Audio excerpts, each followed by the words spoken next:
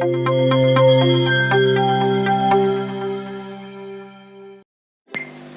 selamat pagi, selamat siang, ataupun selamat malam. Selamat datang kembali dalam mata kuliah Sistem Pengendalian Manajemen. Hari ini kita akan mulai membahas materi pertama kita, yang saya beri judul Konsep Dasar Sistem Pengendalian Manajemen.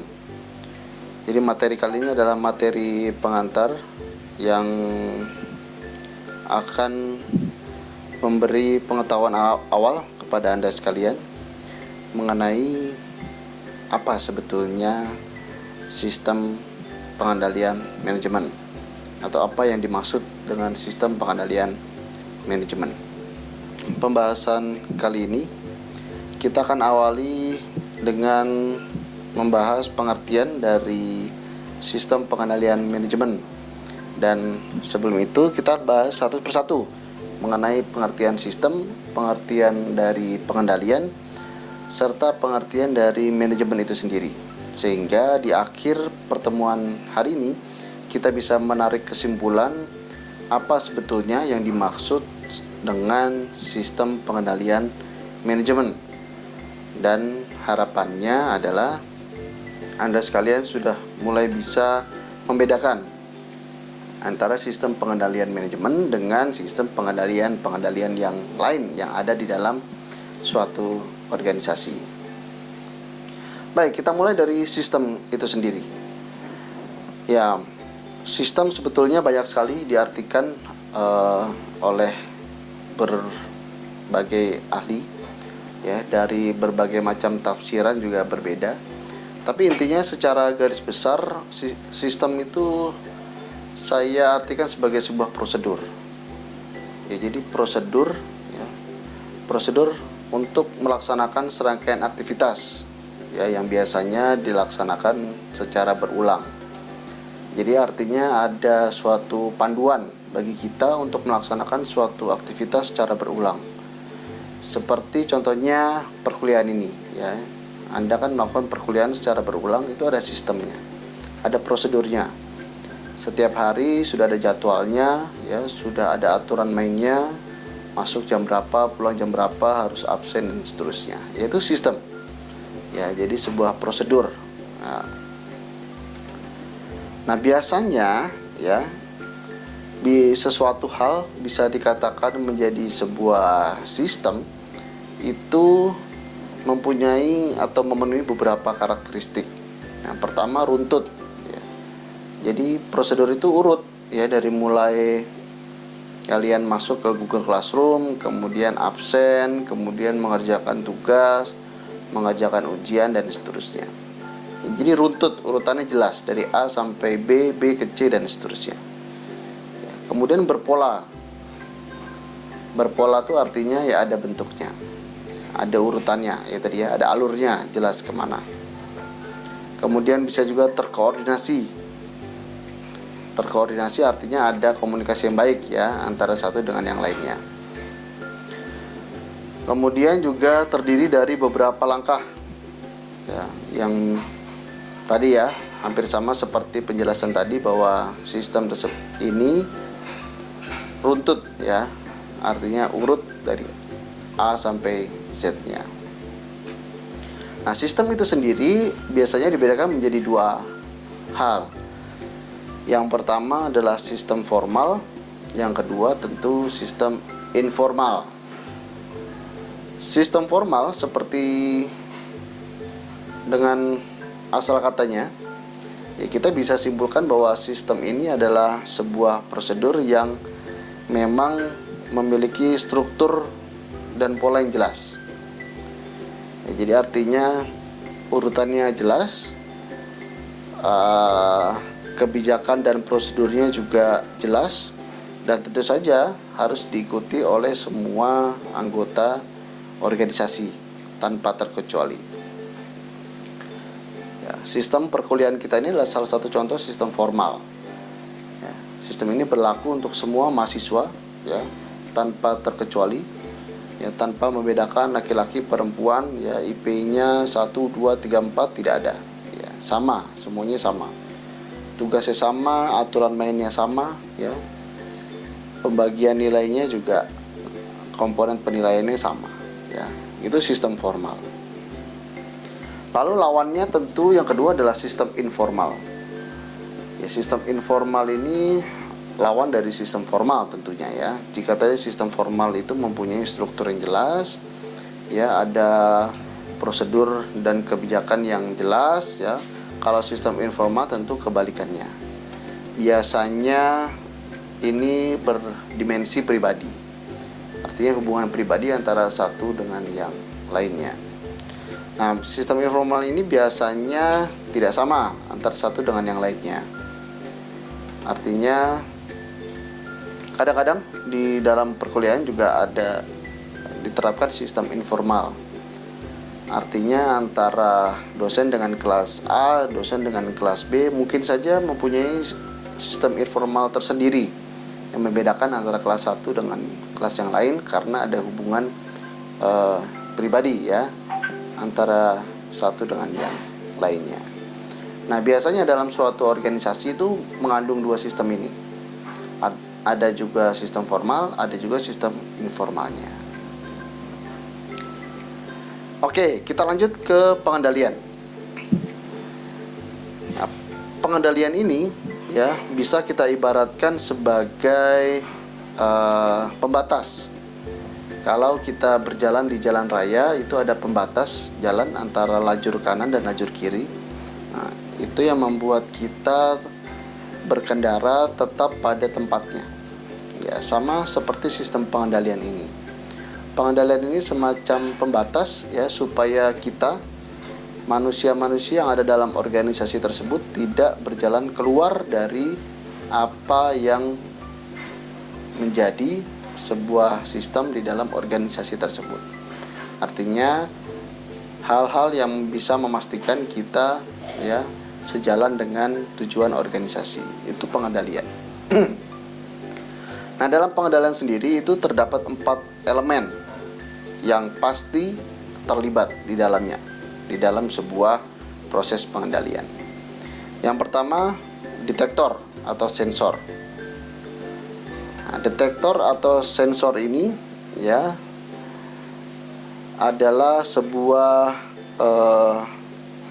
atau sebuah peran, ya, elemen yang akan mengidentifikasi suatu kejadian. Artinya dialah yang mempunyai peran membaca situasi. Oh, kira-kira si ini mulai tidak pernah masuk kelas, ya. Oh, si ini ternyata nilainya tiba-tiba anjlok dan seterusnya. Ya, dialah yang mulai membaca situasi, ya.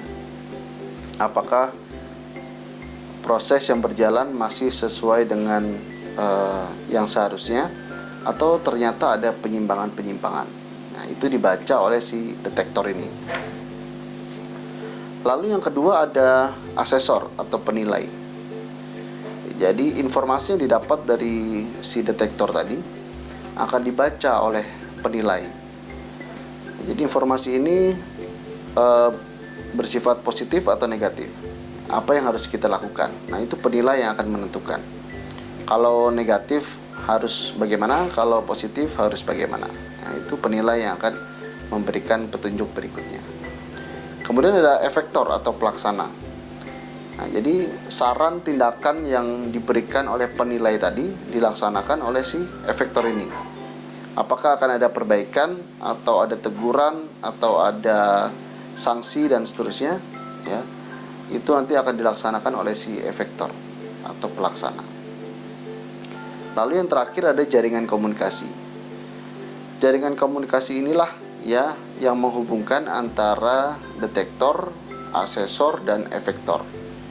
Ya, jaringan atau jalannya informasi dari mulai detektor ke asesor, asesor ke efektor, itulah yang dinamakan sebagai communication network. Nah, saya beri ilustrasi seperti gambar di atas, ya. Jadi keempat elemen-elemen tersebut kalau digambarkan seperti gambar di atas. Jadi detektor, ya, ada detektor, kemudian ada asesor, ada efektor, ya. Lalu garis-garis panah itulah yang dinamakan jaringan komunikasi. Ya, tanda panah itulah yang dinamakan, ya, yang disebut sebagai jaringan komunikasi di atas tadi. Lalu bagaimana jalannya proses pengendalian? Ya, saya ilustrasikan juga dengan gambar di atas. Nah, yang pertama itu informasi diterima oleh si detektor. Mengumpulkan informasi, melihat suatu kejadian, mengamati sikap-sikap yang ada di dalam organisasi tersebut. Nah, itu adalah tugas si detektor. Ya, dia melihat, ya, gerak-geriknya, apakah ada yang mencurigakan, ya, apakah semuanya sesuai berjalan dengan peraturan, atau ternyata ada 2 mahasiswa dalam satu kelas ini tidak pernah hadir, atau ternyata si A ini, ya, tugas-tugasnya baik, ketika ujian tugasnya nilainya jatuh sekali. Nah, itu adalah informasi yang dikumpulkan oleh si detektor, ya.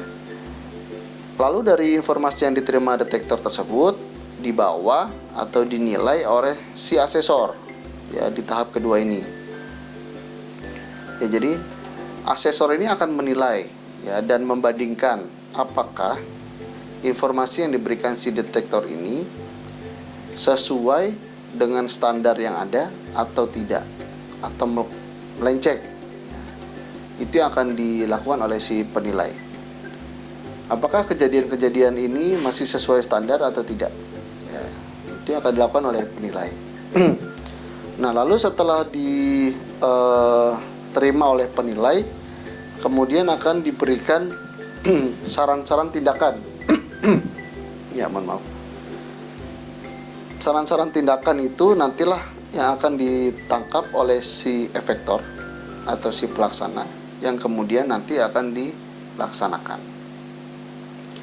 Ya, jadi jalannya kurang lebih seperti itu, ya. Dari informasi diterima oleh si detektor, kemudian diberikan kepada asesor, asesor memberikan penilaian dan saran-saran tindakan, lalu yang berikutnya dilaksanakan oleh efektor. Nah, inilah yang dinamakan jaringan komunikasi yang saya sebutkan di awal tadi. Jadi transmisi atau jalannya informasi, ya, dari mulai detektor sampai ke efektor tadi, ya, itulah yang kita namakan sebagai jaringan komunikasi.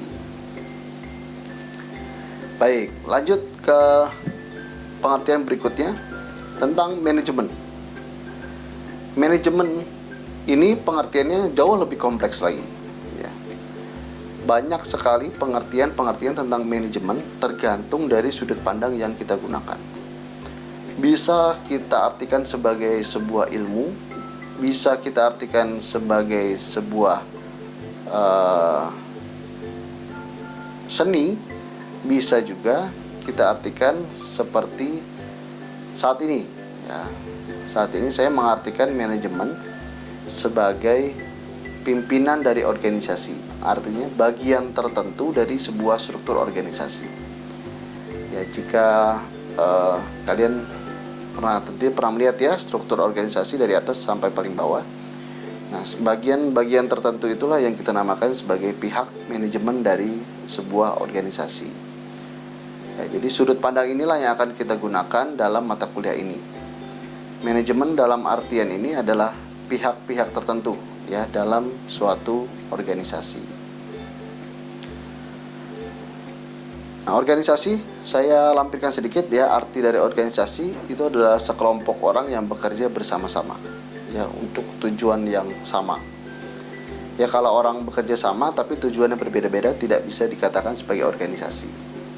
Ya, namanya organisasi adalah orang-orang berkumpul punya tujuan yang sama, ya, saling bekerja sama, itu adalah organisasi. Dan memiliki hierarki itu tingkatan, ya, tingkatan pembagian tugas dalam suatu organisasi. Baik, fungsi-fungsi manajemen itu sendiri banyak, ya. Saya menyebutkan ada kurang lebih 6, ya, di slide di samping. ada 6 fungsi dari manajemen itu sendiri, mulai dari perencanaan, pengarahan, pengorganisasian, penyusunan staf atau lebih kita kenal sebagai staffing, pengendalian, sampai dengan pengambilan keputusan. Ya, inilah fungsi-fungsi manajemen secara umum ya. Saya tidak akan membahas secara detail mengenai fungsi-fungsi manajemen karena saya berasumsi bahwa fungsi-fungsi manajemen ini sudah Anda terima di mata kuliah yang lain. Nah, berikutnya secara garis besar di semua organisasi apapun itu mempunyai ya tingkatan manajemen seperti gambar di samping. Secara umum ya manajemen itu dibagi menjadi 3. Ada manajemen tingkat atas atau kita kenal sebagai top manajemen, manajemen tengah atau middle management, dan manajemen level bawah ya, lower level management. Semua organisasi pasti punya ini ya, 3 komponen atau elemen dari organisasi ini: manajemen atas, manajemen tengah, dan manajemen tingkat bawah. Kita akan bahas satu persatu ya, apa yang dimaksud dengan top management, middle management, dan lower level management. Kita mulai dari top management atau manajemen atas. Nah, manajemen ini tingkat atas ini biasa kita kenal dengan sebagai bos-bosnya dari setiap organisasi ya. Bos artinya pimpinan puncak. Apakah sama dengan pemilik? Belum tentu ya, karena ada perusahaan-perusahaan ya, semakin besar perusahaannya, pemiliknya justru tidak masuk dalam organisasi. Artinya dia tidak ikut dalam struktur organisasi ya, hanya mengamati dari luar. Tapi ada juga pemilik yang ikut bertanggung jawab atau ikut dalam organisasi. Tapi tidak semua ya, sekali lagi tidak semua pimpinan puncak itu adalah si pemilik. Nah, biasanya di perusahaan-perusahaan yang besar itu dikenal sebagai CEO atau Chief Executive Officer ya. CEO ini yang punya peran untuk menentukan strategi kemana arah organisasi tersebut akan dijalankan, mau ke kanan, ke kiri, ke atas, ke bawah, mau sebagai organisasi profit, mau sebagai organisasi non profit, dan seterusnya. Jadi yang menentukan strategi ya dalam jangka panjang ini pimpinan atasnya, top manajemennya. Nah, untuk manajemen tingkat atas atau top manajemen itu mereka punya prinsip kerja itu adalah do the right things. Artinya mereka akan melakukan sesuatu yang mereka anggap benar demi keberlangsungan organisasi tersebut. Ya, jadi semua yang mereka susun, strategi yang mereka tetapkan, tujuannya adalah untuk membawa organisasi ke arah yang lebih baik. Ya, makanya prinsip mereka do the right things menurut mereka. Ya, mereka akan membuat strategi yang baik menurut mereka. Ya. Nah, manajemen tingkat atas, ya, manajemen atas itu setiap organisasi bentuknya atau setiap bentuk organisasi punya strategi yang berbeda-beda. Walaupun tadi saya sebutkan bahwa tugas utama seorang top manajemen adalah menyusun strategi. Nah, tapi strategi setiap organisasi itu berbeda, bentuk-bentuk organisasi berbeda. Contohnya saya sebutkan di sini ya, ada 3 jenis organisasi. Untuk organisasi industri ya, biasanya para top manajemen itu punya pandangan atau strategi jangka panjang ya, 3-5 tahun ke depan. Industri itu contohnya ya industri makanan, ya minuman, ya pabrik-pabrik gitulah ya. Dalam bahasa sehari-hari kita mengenalnya seperti itu. Nah, biasanya mereka punya strategi 3-5 tahun ke depan. Artinya organisasi tersebut akan membuat sebuah terobosan atau inovasi itu biasanya setiap 3 tahun sampai 5 tahun. Nah, misalkan ada produk baru atau ada varian baru atau dia akan membuka cabang baru dan seterusnya. Nah, biasanya strategi mereka itu per 3 tahun sampai dengan 5 tahun. Nah, lalu untuk bisnis pakaian contohnya. ya itu lebih pendek lagi, ya. Biasanya strateginya perencanaannya kurang dari 1 tahun. Kenapa kurang dari 1 tahun? Mengikuti bisnisnya. Bisnis fashion itu kan tidak tahan lama. Artinya tren yang terjadi saat ini belum tentu terjadi di tren tahun depan. Nah, semakin pendek umur bisnis tersebut, sebagai top manajemen harus semakin jeli melihat peluangnya. Karena umurnya pendek, ya, kurang dari 1 tahun. Dia harus sudah melihat tahun depan akan mengarah ke tren mana, kemudian tahun depannya akan tren mana, dan seterusnya. Ya, makanya bisnis fashion itu biasanya sering-sering berubah, berganti produk, ya. Setiap tahun, 1 tahun sekali itu sudah berganti model, dan seterusnya. Nah, lalu untuk farmasi. Nah, farmasi ini jauh lebih panjang lagi dibandingkan industri, ya, 10 tahun lebih perencanaannya. Ya, karena memang obat itu kan jangka waktunya memang lama, ya. Sekali diciptakan, yaitu formulasinya bisa bertahan sampai berpuluh-puluh tahun ke depan. Lain cerita ketika ada situasi seperti sekarang. Nah, ini bisnis farmasi akan bekerja ekstra keras, ya. Tapi sekali lagi kita bicara dalam keadaan yang normal. Ya, kurang lebih seperti itu, ya, tugas dari top manajemen, ya, dari berbagai macam jenis organisasi. Lalu kita bergeser ke manajemen tengah atau middle management. Nah, middle management ini ya perantara sebetulnya, ya, antara top management dengan lower level management. Top management memberikan strategi, ya, kemudian yang akan menjalankan nanti si lower level management. Nah, yang tengah-tengah ini penghubung, ya, dan mengawasi tugasnya. Jadi dia menghubungkan antara top management dengan lower level management. Setelah itu dilaksanakan, dia mengawasi atau supervisi, ya.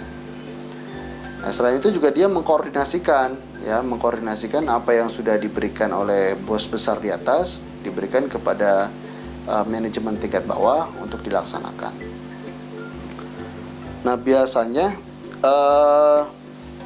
middle management itu juga punya strategi, ya. Tentunya strateginya jauh lebih pendek dibandingkan dengan top management. Ya, kalau tadi untuk industri misalkan top management 3-5 tahun, ya. Seorang middle management itu punya strategi lebih pendek. Mungkin 3 bulan sampai dengan 1 tahun.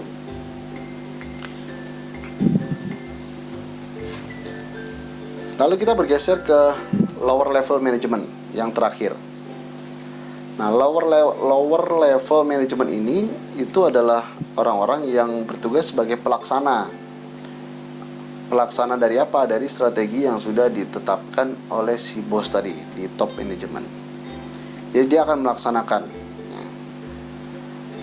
Prinsip yang dia pegang, ya, adalah do things right.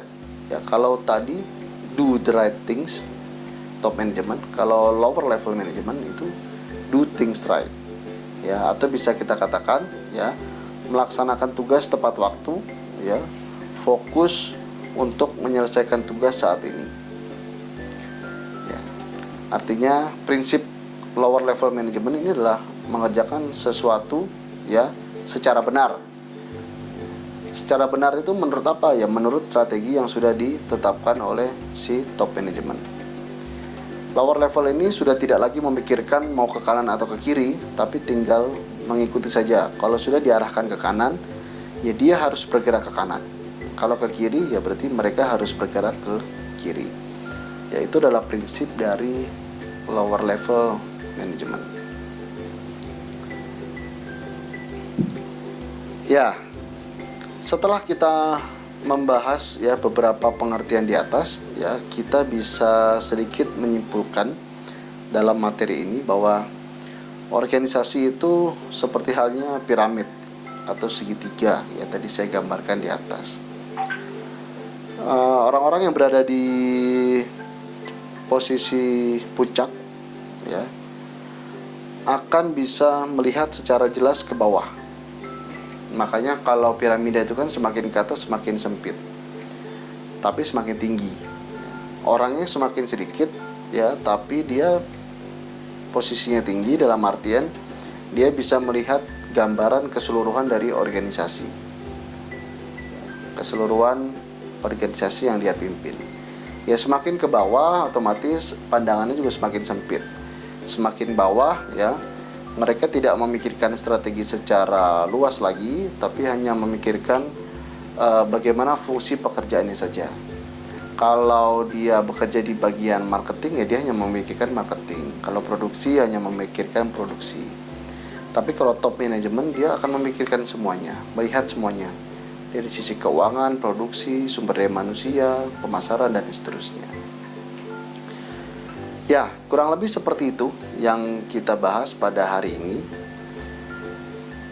Supaya Anda lebih jelas lagi untuk memahami materi ini, saya sertakan materi berupa PDF dalam Google Classroom sehingga Anda bisa membaca lagi, dan sangat akan memungkinkan lagi jika Anda membaca buku referensi utama yang sudah saya sertakan di dalam Google Classroom juga. Mudah-mudahan keterangan ini bisa sedikit memberi gambaran kepada Anda sekalian mengenai materi di hari ini. Terima kasih sudah menyimak video ini sampai akhir. Sampai bertemu di materi berikutnya. Selamat pagi, selamat siang, ataupun selamat malam, dan salam sejahtera untuk kita semua.